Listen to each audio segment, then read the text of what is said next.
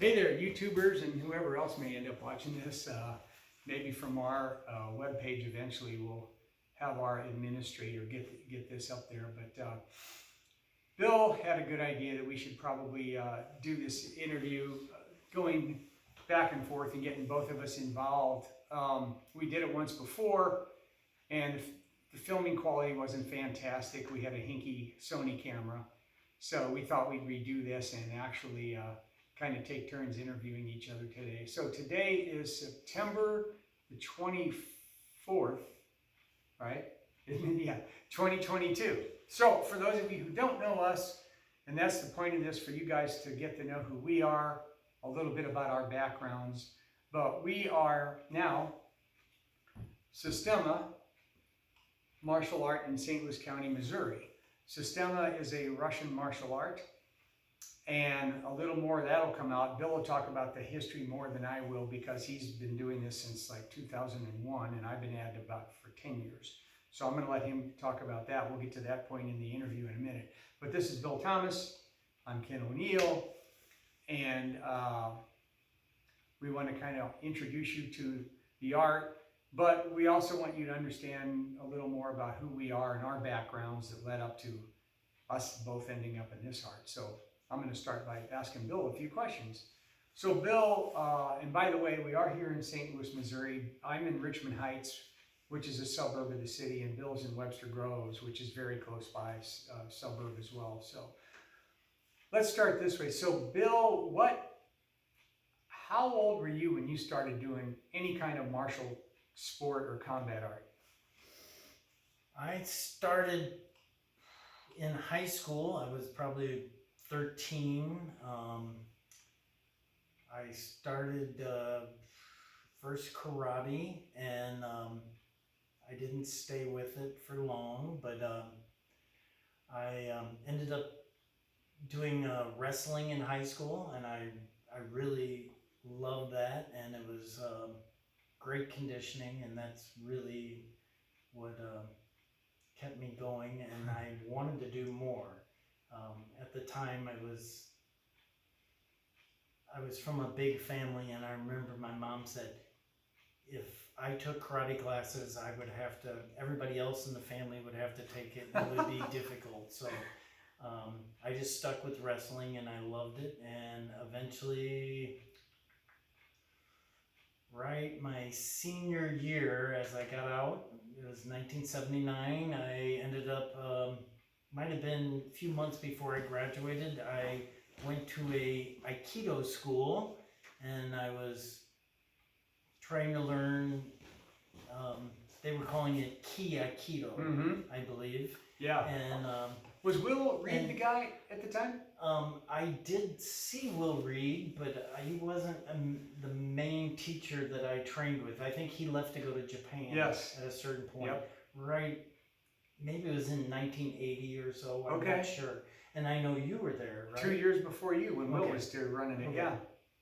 And I believe the teacher I was training with was Mark. Mark Rupert. And Aikido was interesting, but I was looking for something a little bit more street applicable, I guess. Sure. It was Ki Aikido is probably a softer version of regular Aikido, I guess. And then eventually I ended up, by 1985, I'm thinking, right around there, maybe 84, but probably 85, I was training in, that's where I met Ken and Stan Brooks and Jay D'Amato, and that was California Martial Arts. And I really fell in love with the stick fighting, Kali, and then JKD and Jun Fan, and they had Muay Thai and Wing Chun. There was a variety of arts there. And I really enjoyed that, and that kind of was a turning point for me as far as martial arts. Sure. Did that answer the question? Or no, that's pretty good. So now, here we go. So you're going, okay, so there's that background, and then you're looking at Systema, and you know, for you guys that aren't oriented yet too much to what this is. It's brilliant for one thing. And this is what we see this more often than not. Bill will agree with this, I know, that it seems like people who end up in Systema have backgrounds like he's talking about and like I have, that they've already done stuff probably for decades, plural. And then they're led to this art. And we'll get to that in a minute. But so why don't you tell these guys, because this is pretty fascinating, how you even found out it existed, because nobody back when you started even knew this stuff existed around this area.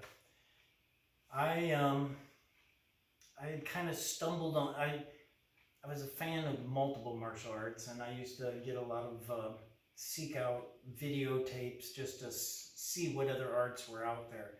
And I ordered some videotape, and it had a series of other instructors on it. I guess they were like coming attractions or previews. Mm-hmm. And it had a really a small clip of Systema, a Russian martial art, with a guy named Vladimir Vasiliev. And I was so intrigued by just a few minutes on this tape that I wrote a letter to, no, let me back up. I then, within a few months, read an article in Black Belt magazine where they were interviewing Vladimir. I'm thinking this is around 2000, maybe 1999. I don't remember it exactly. But by 2000, I wrote a letter to Vladimir, and I said, asking if there was any instructors in the St. Louis area or in Missouri. And I was told, no, there are no instructors outside of Vladimir in Canada, Toronto, Canada. I didn't see how I was going to make it up to Canada for classes, so I just kind of gave up on that. But I was invited to come up anytime I wanted. Then I was running a small group in my backyard of doing, we were doing stick fighting and some kickboxing. And one of my good friends and fellow martial artist, he passed away driving home from class. And I was very sad. I had sent off my letter telling Vladimir, thank you, I can't imagine I'll be able to make it to Canada.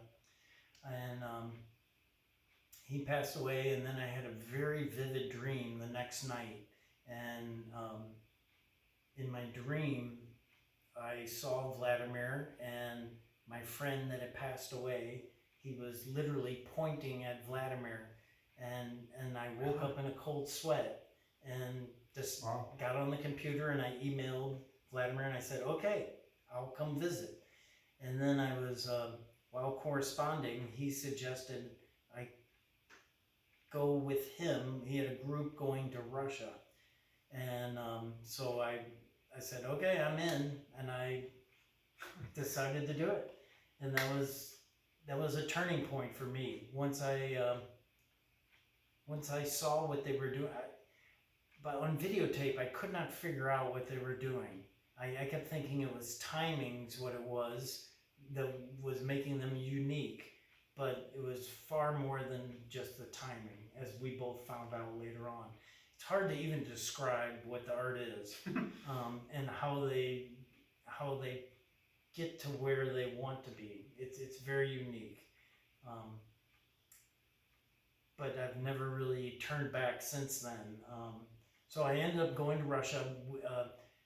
The class Vladimir had set up was, we had, part of it was on a military base, a Spetsnaz military base, and his teacher was Mikhail Ryabko, who was a colonel in the Special Forces, and he set up for us to be able to go train on the military base, and it was a great time. Yeah, gosh, I mean, that's quite a story. Just to have the guts to go to Russia. I think you mentioned one time to me something about on the way over there, you were really nervous and afraid, like, maybe this is some weird deal to kidnap a bunch of American guys or something. I had no idea what to expect. I really couldn't wrap my brain around it, but just in those few days, they really drove home certain key principles in this art, and they have a very unique way of teaching it also, and somehow within days certain principles kind of get into your body, and I'm not quite sure how to describe the effect, but eventually I came back and I started a small group in the backyard, and I just kept going back up to Canada every chance I could, and they said you should, when I was in Canada, they suggested I start a small group so that I could practice. Mm-hmm. And so I started my little group, and I just kept coming up, and they said, you know, go ahead, we want to promote you to being an instructor, and I just kept trying to go, and I'm still learning. It's 21 years later, and I'm still learning new unique nuances of the art and ways to apply it. It's a beautiful, brilliant art. Yeah, I would certainly ditto that, because when Bill got me started, which was 2012, so that's about 10 and a half years ago at this point. You know, he had talked to me. We crashed into each other a few years before that. I had a property that I was selling, and total coincidence, he didn't know I owned it. We had lost touch with each other for a little while. I had started a business and he had switched careers, and we lost touch with each other for some years in there. And then we reconnected through this property, because he was actually looking for a site for a school for this. And he started telling me about it, and I'm scratching my head and going, what? Because of the descriptions of it, I thought, this is like nothing I've ever heard.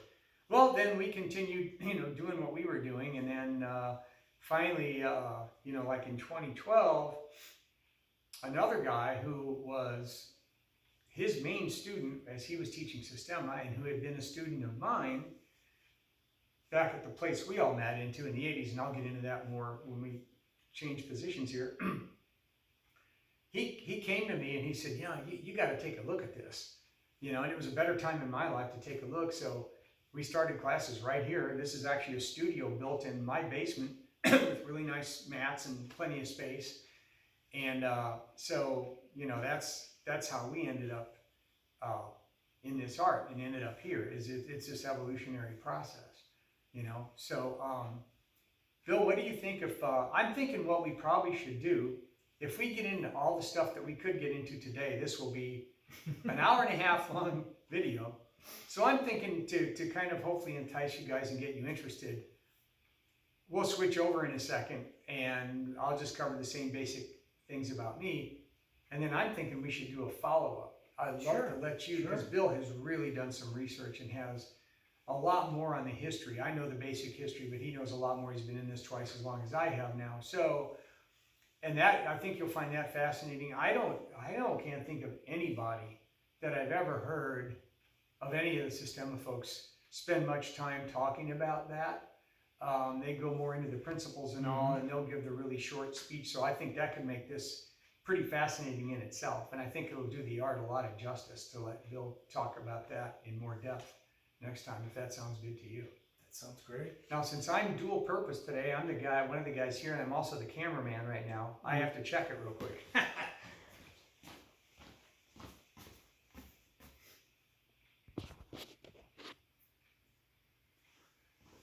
Okay, it's working.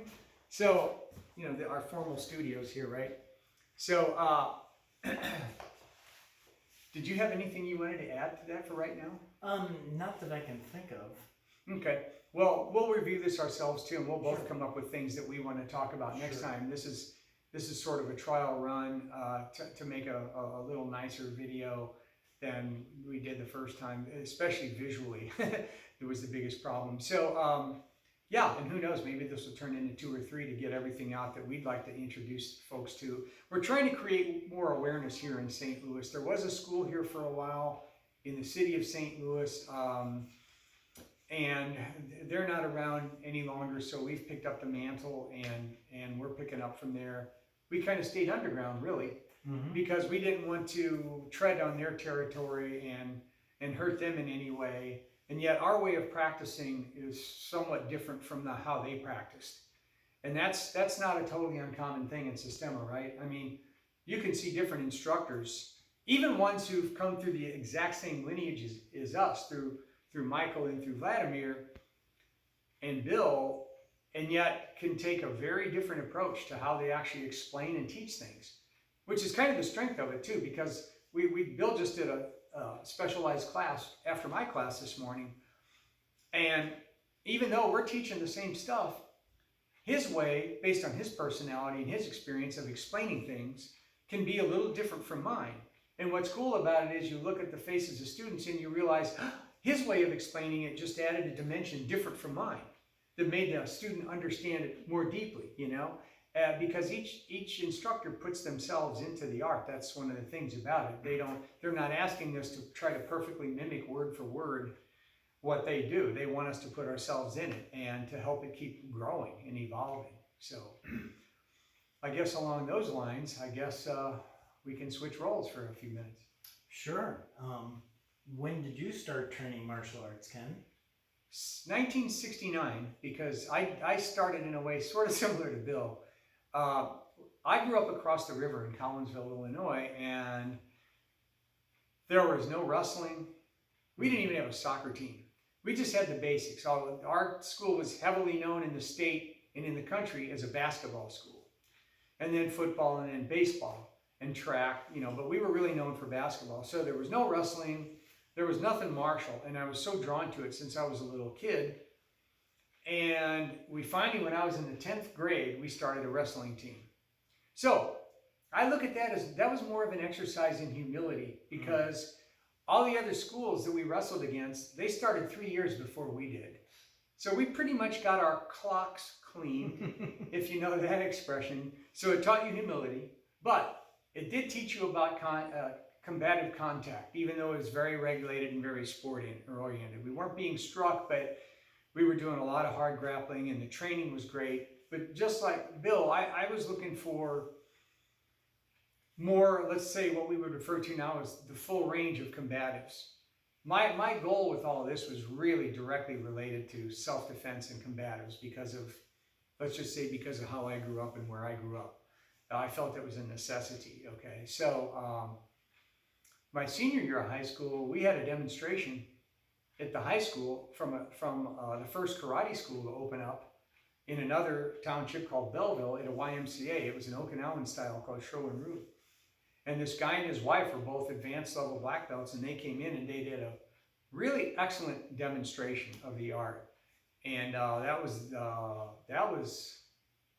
the first time I'd even seen nunchucks that Bruce Lee made famous. You know, the two longer sticks with the cord in between. They did a demo in that art. So that was pretty great. So then I started doing that in 1972. I wrestled for a year and I didn't do great, but I really got in shape for the second year. I ran 5 miles a day. I ran sprints. I did a lot of weight training. My dad was best friends with the Granite City, Illinois athletic director, and through him inadvertently, I found some guys with more experience to learn. I went into that first season. I didn't even make it to the first match. I'll say why in a minute, but I went strong. I mean, I would have probably done really well. I got a phone call from a YMCA I'd been waiting for since I was a couple years younger. They still had me on file. I wanted scuba, and I was now old enough for scuba. So I ditched wrestling, went to scuba, kept the karate going somewhat on the side, but I was going to miss too many scuba classes if I did wrestling matches. So that's kind of how that morphed. So then it got real interesting, because then a year later I'm up at SIU Edwardsville, and in 1973, after my first year, I was in the library one day and I heard this boom, boom. What is that? And I hear it coming from a stairwell, and I look over a stair rail, and I see this skinny little black guy with one of those giant football dummies attached to the stairwell in the basement.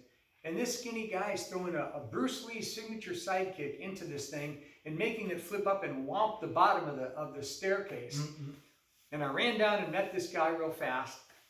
Well, that was Jeet Kune Do. That was the Bruce Lee art. And we had the only group in the St. Louis area that was doing that. And I won't go into the whole history of that because that's more about that art. I've got that information on other videos. So that's what got me going into an art that was at least more about how to integrate and synthesize and adapt and create your own way of doing combatives that fit you, which Bill and I have had this conversation probably a dozen times at least. That fits much more with how Systema works, is an already much more integrated, synthesized art that's evolved for centuries. So it took that concept that Bruce Lee was working on and has taken it into the quantum world as far as how evolved it is from a health standpoint and a fitness standpoint and the actual practicality of the combatives, and yet it's trained in a very different way than the typical super systematic A, B, C, D, heavy pattern-oriented, repetitious type of training. You know, so during the span for me, from the wrestling to the karate to the JKD, then I got introduced directly by going to California to Bruce Lee's senior student, Dan Inosanto, who was bringing all the Filipino martial arts out of the woodwork that most people didn't even know had existed also for centuries. So then I got immersed in that, and when I was in California, I met a French Savate guy and did some training with him and several Filipino martial arts people, including Dan Inosanto, and then met other JKD people, and one thing led to another, and another guy here in St. Louis had been going out right from high school. He was a couple years older. He tried to connect with Bruce Lee. Well, while he was out there, he met Dan Inosanto. He started doing Filipino martial arts, and so we had similar parallel paths somewhat. He decided to open a school here in St. Louis, which is what Bill alluded to earlier when we all met in the 80s. And he came to our school to train. And, you know, I was the full-time teacher in the school, and we had other part-time teachers. I was mainly doing the Jeet Kune Do and Filipino martial arts, and I was at that in the beginning just training in Muay Thai, and eventually started teaching that as well. So we had a school that initially, with the Wing Chun and all the stuff we had there, we had 8 arts, including Aikido, we had Tai Chi, we had all these arts under one big roof, which made it a very fascinating place. So we were encouraged to cross-train, which here again gives you a deeper perspective of martial training, right? Which helps you to have a better chance of understanding something like Systema better, because you see elements from all the things we did. We've all agreed we see elements because there's stick fighting and stick disarms, there's knife fighting and knife disarms, there's grappling. The one thing that was missing from all those arts was any kind of an approach to dealing with multiple attackers. Aikido had a little of that, but it was done in a very impractical way.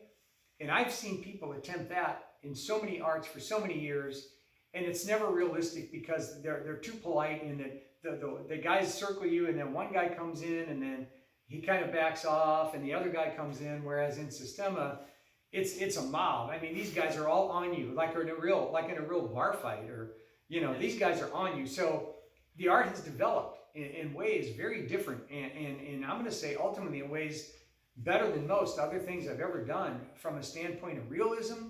Although people look at Systema videos and they go, what are those guys doing? Because they don't understand the principles. I had a group of guys contact me online, and they were very critical. They saw Martin Wheeler, who's a very senior Systema instructor out in LA, doing a kind of some flow work with a knife, and they said, what? You would get killed doing that. And I said, well, you have to understand the difference between developing body mechanics and working on specific principles to bring out mobility is not the same thing as direct application. And yet, the things that he was doing, there wasn't anything in there that couldn't work in direct application. It's just that looking at it in the way the flow drill was working based on how it was structured, you could misunderstand what was going on. And that's one of the things that we do see from time to time. Folks will see things in Systema and they don't understand what they're looking at. And like Bill alluded to earlier, it's not easy to verbalize some of what this is.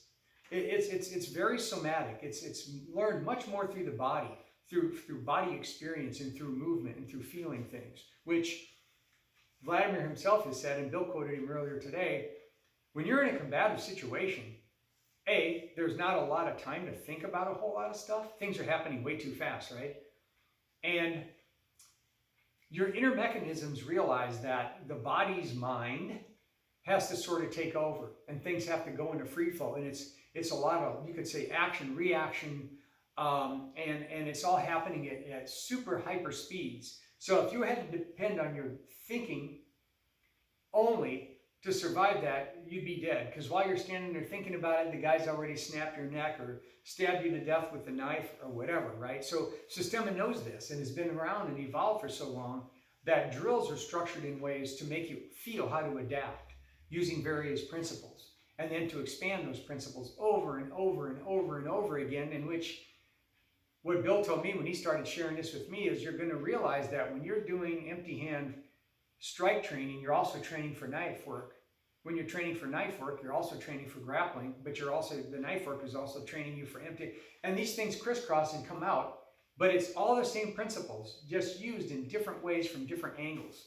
And that's one of the most fantastic things about it. Not to mention how a lot of the work we do to free our bodies up has dramatic fitness benefits and health benefits. The way it re-regulates your blood pressure, and the breathing exercises that we do, and how we learn to use breathing to calm ourselves down if we become agitated, which the agitation usually comes from being afraid, so that makes you mad, you become agitated. You use the breath to control that. You start to get fatigued, you can use the breath to energize yourself. So there's all this breathing work, there's all this joint mobility, freeing work that we do, that's controlling our psyches. Mind, body, spirit is the psyche, for those of you who don't know. Systema is huge about, you can't just develop one part of a person. If things aren't in sync, they don't work, right? Because if your ability to control yourself emotionally isn't there, how are you going to handle being in a situation that makes you afraid, or being in a situation that makes you really mad? You've got to control yourself on all levels. And then if you don't have the spiritual component involved in this, you don't have a moral compass. What are you doing? You're training yourself, or being trained to just be some crazy killer or something? No, that's not allowed in this art. No, we want to train to be super solid human beings who continue to evolve on all those planes, physically, mentally, emotionally, and spiritually, right? Because then we're out here spreading that to other people that we train with. We're helping everybody be better humans. I think we all can probably agree the world needs more good, solid humans who are here to help each other evolve and develop, not to be thugs, right? So, and we're not here to win trophies. We don't do sport things. For one thing, sports immediately limit what you do in training. Well, the only limitations we have on what we train on is that we don't kill each other and we don't seriously damage each other. But we're working against blades, we're working against homemade, things that people pick up. Sticks represent a tire iron laying there. We use baseball bats and defend against that, and chairs, and pieces of furniture, clothing items. Anything that anybody has probably on the planet ever picked up to use as a weapon, we train with all that stuff. And it creates extreme versatility. And then when you think about what this does for you in your everyday life, right? I mean, it's teaching you how to adapt and how to do it spontaneously and intuitively. So to learn how to adapt asymmetrically or in a nonlinear fashion to life's challenges, well, that's not going to work if you're not training the same way, right? Very true what you're saying. And it's Systema's a survival art, so it's not necessarily for sport, because you're doing tournaments to win a trophy. This is more about, can I survive on the streets? Can I survive in general life, just everyday life? And can I survive in combat? So it's a unique art. But wow, you did a great explanation of it. Yeah, it's unique also just for the fact that there's no forms. A lot of arts are defined by the form that they practice, which